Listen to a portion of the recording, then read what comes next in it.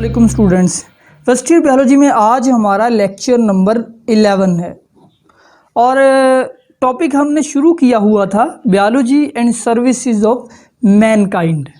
तो उसका आज दूसरा हिस्सा है। पिछले हिस्से में हमने फूड कंट्रोल में फूड प्रोडक्शन में इंक्रीज़ पढ़ा था कि बायोलॉजी ने किस तरह से खुराक की पैदावार में इजाफा कर दिया है। आज हम पढ़ेंगे डिजीज़ कंट्रोल। तो biology helps a lot against combating disease.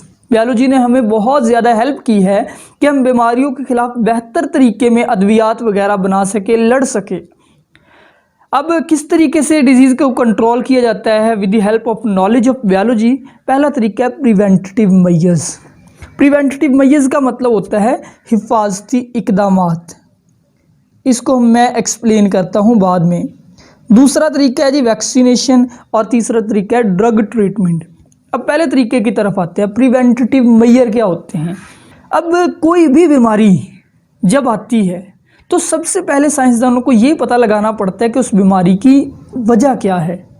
जब वजह का पता चल जाए उसके बाद हम उस बीमारी से बच भी सकते हैं या एटलीस्ट बचने का कोई तरीका बना सकते हैं। अगर किसी बीमारी की वजह ही ना पता हो, आपको याद होगा कि पुराने दौर में ये बीमारी हुआ करती थी मलेरिया। तो लोगों को पता ही नहीं था मलेरिया फैलती कैसे है, पता ही नहीं था कि मच्छर की वजह से फैलती है। बाद के अंदर बायोलॉजिस्ट ने इस पर मेहनत की। उन्होंने बताया कि मलेरिया की वजह एक्चुअली एक जरासीम होता है और उस जरासीम को फैलाने का काम करता है मच्छर। तो फिर आज हमें अच्छे तरीके से पता है मलेरिया की वजह, हम मच्छर से बच लेते हैं तो इस बीमारी मलेरिया से भी बच जाते हैं। यानी बचने के लिए जो हमें प्रिवेंटिव मेजर चाहिए वो तब हम ले सकते हैं जब हमें उस बीमारी के कॉज के बारे में पता हो। तो इस बारे में बायोलॉजी ने क्या किया, provide us information about causative agents of disease. बीमारियों को जो कॉज करने वाले एजेंट्स है उसकी वजह है यानी उस बीमारी की, उनके बारे में बायोलॉजी ने हमें बताया। और फिर उन जानदारों का यानी उस बीमारी का मोड ऑफ ट्रांसमिशन भी बताया। किसी बीमारी के खिलाफ हम तब तक एहतियात नहीं कर सकते जब तक हमें उसके फैलाव के बारे में इल्म ना हो। जैसे ये कोरोना वायरस है, न्यू आया है, अभी हमें इसके बारे में ज़्यादा इन्फॉर्मेशन नहीं, लेकिन बायोलॉजिस्ट इस पे काम कर रहे हैं, इसके फैलने के तरीके समझ रहे हैं। और जैसे आज हम मास्क लगाते हैं, मास्क लगाने की क्या वजह है, हमें बायोलॉजिस्ट ने बताया है, साइंसदानों ने बताया है कि ये हवा के ज़रिए फैलता है। नाक के से जो हवा निकलती है उससे फैलता है। तो हम मुंह को कवर करके रखते हैं ताकि हमें ये वायरस अटैक ना करे। तो इसी तरह हम देखते हैं कुछ एग्जांपल। पहली बीमारी है एड्स। एड्स का पूरा नाम आपको पता है, एक्वायर्ड इम्यूनो डेफिशिएंसी सिंड्रोम होता है। ये मतलब है इस बीमारी का एक्वायर्ड इम्यूनो डेफिशिएंसी सिंड्रोम, यानी ये हमारे एक्चुअली इम्यून सिस्टम को डेफिशिएंट, उसको कमज़ोर करने वाली बीमारी है। बायोलॉजिस्ट ने हमें बताया कि इसका जो कॉज है वो है HIV यानी ह्यूमन इम्यूनो डेफिशिएंसी वायरस। और फिर बायोलॉजी के इल्म ने हमें ये भी बताया कि ये वायरस सेक्सुअल कॉन्टैक्ट से फैलता है, ब्लड ट्रांसफ्यूजन यानी खून एक दूसरे को देने से फैल सकता है, या यूजिंग कंटेमिनेटेड सिरिंजेस, इस्तेमाल शुदा सिरिंज को इस्तेमाल कर लेने से फैल सकता है। तो बायोलॉजिस्ट हमें एडवाइस करते हैं कि इन चीज़ों से हम प्रिवेंट करें, बचें। इन चीज़ों से बच जाएंगे तो बीमारी से भी बच जाएंगे। इसी तरह से एक बीमारी है हेपेटाइटिस। हेपेटाइटिस एक्चुअली लिवर की डिजीज़ है जिसमें लिवर के अंदर ख़राबी आ जाती है। इसकी वजह है हेपेटाइटिस वायरस यानी H वायरस। ये वायरस ये बीमारी क्रिएट करता है और ये वायरस ब्लड ट्रांसफ्यूजन के ज़रिए से फैलता है और कंटेमिनेटेड सिरिंजेस। तो अगर हम इन दो चीज़ों से एहतियात कर लें, प्रिवेंशन कर लें, तो हम इस बीमारी से बच सकते हैं। अब हमें ये सारी इन्फॉर्मेशन कौन देता है, बायोलॉजी का इल्म। इसके बाद दूसरा बायोलॉजी जो है वो वैक्सीनेशन भी करती है। यानी पहले नंबर पे तो बीमारी से वैसे बचना है कि लगे ही ना। फिर दूसरे नंबर पे अगर बीमारी कोई लग जाती है या कोई बीमारी आने वाली है तो उसकी वैक्सीनेशन करने की कोशिश की जाती है। वैक्सीनेशन क्या है, आपने 10th में पढ़ा था, प्रोसेस इन विच वीकेंड और डेड पैथोजेंस। वीकेंड यानी कमज़ोर, डेड यानी मुर्दा, पैथोजन का मतलब होता है जरासीम, are injected into body to create immunity against disease. यानी जिस्म के अंदर कुछ जरासीम दाखिल किए जाते हैं ताकि वो जरासीम हमारे अंदर एक इम्यूनिटी, एक कुव्वत मदाफ़ात पैदा कर दे कि बाद में हमें वो बीमारी लगे ना। इस तरीके को हम कहते हैं वैक्सीनेशन। आज कई बीमारियों की वैक्सीन बन चुकी है, जैसे पोलियो के कतरे हम बचपन में पी लेते हैं और बाद में हमें पोलियो नहीं होता ज़िंदगी भर, तो ये वैक्सीन है कि एक बार ले ली फिर ज़िंदगी भर या एटलीस्ट काफ़ी अरसे तक वो बीमारी हमें ना लगे। दूसरी वैक्सीन आज जो बन चुकी है वो हुपिंग कफ यानी काली खांसी है, इसकी वैक्सीन भी बनाई जा चुकी है। फिर मीज़ल्स की वैक्सीन भी बन चुकी है। मीज़ल जो है ये जिस्म पे छाले से निकल आते हैं सारे जिस्म पे, जिसको खसरे की तरह, खसरा तो नहीं होती लेकिन खसरे की तरह होती है। मम्प्स जो है इसको कन्न पीड़े कहते हैं, हमारे कानों के पास जो है कुछ गदूद फूल जाते हैं। तो फर्स्ट वैक्सीन किसने बनाई थी? फर्स्ट वैक्सीन बनाई थी एक डॉक्टर था जिसका नाम था एडवर्ड जीनर। एडवर्ड जीनर ने 1796 में दुनिया की पहली वैक्सीन बनाई थी और ये वैक्सीन थी अगेंस्ट स्मॉल पॉक्स। उस दौर में ये बीमारी थी स्मॉल पॉक्स की बीमारी थी, जिसको उर्दू में हम कहते हैं चीचक। चीचक की बीमारी बहुत आम थी उस दौर में, ख़तरनाक बीमारी थी। पूरे जिस्म पे एक बहुत ही बदनुमा छाले बनते थे, उनमें पीप भर जाती थी, मरीज़ मर जाता था या उसकी एटलीस्ट सारी स्किन ख़राब हो जाती थी। तो एडवर्ड जीनर ने क्या किया कि उसी दौर में एक और बीमारी भी थी जिसको कहते हैं कॉपॉक्स। इस बीमारी में जो कॉज होती हैं उनके ऊपर छाले बनते हैं। तो एडवर्ड जीनर ने कॉपॉक्स के जो ज़ख़म थे ये वाले, इनमें से पीप ले ली, पीप यानी कि पस अलग की। अब उस पस को स्मॉल पॉक्स के पेशेंट्स में लगा दिया, तो स्मॉल पॉक्स के पेशेंट रिकवर हो गए और उनको ज़िंदगी में फिर दोबारा कभी भी स्मॉल पॉक्स ना हुआ। अब ये पहली वैक्सीन थी जो किससे बनाई गई थी? काउपॉक्स के पस से।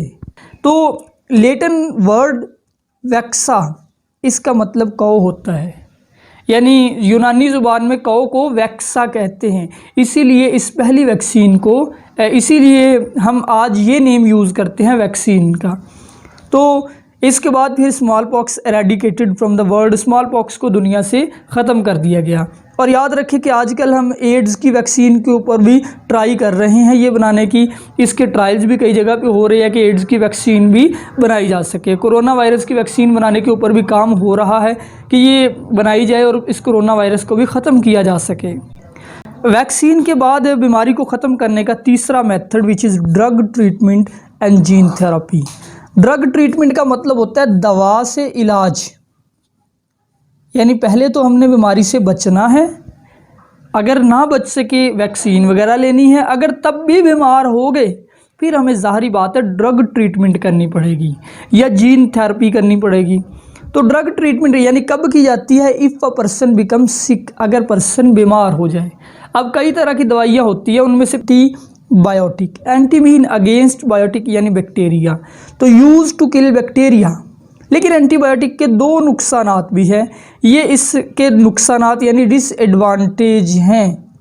डिसएडवांटेज, तो पहला डिसएडवांटेज देखें कि antibiotic only used against bacteria. अगर बीमारी की वजह वायरस है तो एंटीबायोटिक उस पर काम नहीं कर सकती। और दूसरी बड़ी वजह कि एंटीबायोटिक रेजिस्टेंस, बैक्टीरिया के अंदर इस दवा के ख़िलाफ़ रेजिस्टेंट आ जाती है। जब आप कंटिन्यूसली एक ही एंटीबायोटिक इस्तेमाल करते रहें तो बैक्टीरिया उसके ख़िलाफ़ इम्यून हो जाते हैं, फिर वो एंटीबायोटिक बैक्टीरिया पे असर करना छोड़ देती है। तो एंटीबायोटिक की भी ये प्रॉब्लम है। दूसरा जी कैंसर का ट्रीटमेंट। आप पढ़ चुके हैं कि कैंसर जो है ये एक ऐसी बीमारी है जिसके अंदर बॉडी के अंदर बहुत बड़ी तादाद में अनवांटेड सेल्स पैदा होने लग जाते हैं। यानी अगर ब्लड कैंसर किसी को हो जाए तो उसके खून के बहुत ज़्यादा ब्लड सेल्स पैदा होने लग जाते हैं और ये सारे ब्लड सेल इमैच्योर होते हैं, तो फ़ायदा भी कोई नहीं दे रहे लेकिन पैदा बहुत ज़्यादा हो रहे हैं। अगर किसी की स्किन को कैंसर हो जाए तो स्किन के ऊपर बड़े बड़े फोड़े, गिल्टियाँ, ट्यूमर्स बनने लग जाते हैं। अब कैंसर के दो इलाज हैं। पहला इलाज है रेडियोथेरेपी, दूसरा है कीमोथेरेपी। रेडियोथेरेपी, रेडियो का मतलब होता है वेव्स, शुआएं। तो रेडियोथेरेपी के अंदर radiations are used to destroy cancerous part. जिस जगह पे कैंसर हो उस जगह पे कुछ शुआएं फेंकी जाती हैं, वो शुआएं उस कैंसर को ख़त्म कर देती हैं। सपोज़ जैसे ये कैंसरस पार्ट है, तो इस कैंसरस पार्ट के ऊपर हम कुछ रेज फेंकेंगे, वो इसको तोड़ देगी, इन सेल्स को डिस्ट्रॉय कर देगी। दूसरी तरफ कीमोथेरेपी, इसमें केमिकल यूज़ किए जाते हैं, यानी इसके अंदर anti cancerous chemicals are given to patient, यानी मरीज़ को कुछ दवाइयाँ वगैरह दी जाती है, वो दवाइयाँ उसके कैंसर वाले सेलों को मार देती है। अब ये तरीका आफ्टर इंटरवल्स, यानी बार बार करना पड़ता है, एक ही दफ़ा रेडियोथेरेपी से इलाज नहीं हो जाता, कई बार करना पड़ता है। इसी तरह कीमोथेरेपी भी आफ्टर इंटरवल्स बहुत बार करना पड़ता है। रेडियोथेरेपी के अंदर शॉर्ट वेव्स रेडिएशन यूज़ की जाती है, यानी छोटी शुआएँ जो कैंसर के सेलों को तोड़ सकें। याद रखें कीमोथेरेपी का एक नुकसान भी है, कीमोथेरेपी के अंदर can kill normal cell, normal cells भी मर जाते हैं बॉडी के। तो कैंसर के इलाज के बाद हमारे पास है जीन थेरेपी। जीन थेरेपी जो ये सिर्फ जेनेटिक डिजीज़ के इलाज के लिए इस्तेमाल होती है, यानी वो बीमारी जिसकी वजह हमारी जीन्स हो।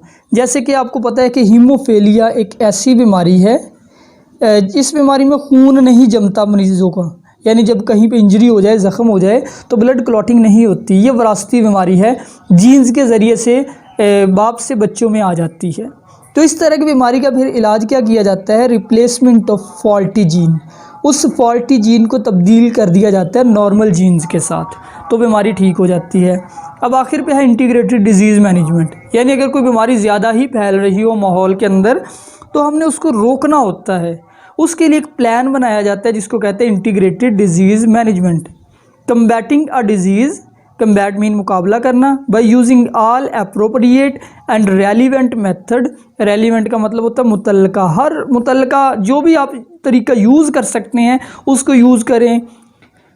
And when require participation of community is also insured, अगर ज़रूरत पड़े तो उस प्रोग्राम में लोगों को भी शामिल कर लिया जाए। यानी क्या किया जाए, गाइड पीपल अबाउट सीवियरिटी, लोगों को उस बीमारी की जो शिद्दत है उसके बारे में बताया जाए, लोगों को अवेयरनेस दी जाए, लोगों को बचने के तरीके बताए जाएँ, और फिर हुकूमत जो उसकी दवाई बनाने के ऊपर काम करे। तो इस तरीके से उस बीमारी को कंट्रोल करना इंटीग्रेटेड डिजीज़ मैनेजमेंट कहलाता है।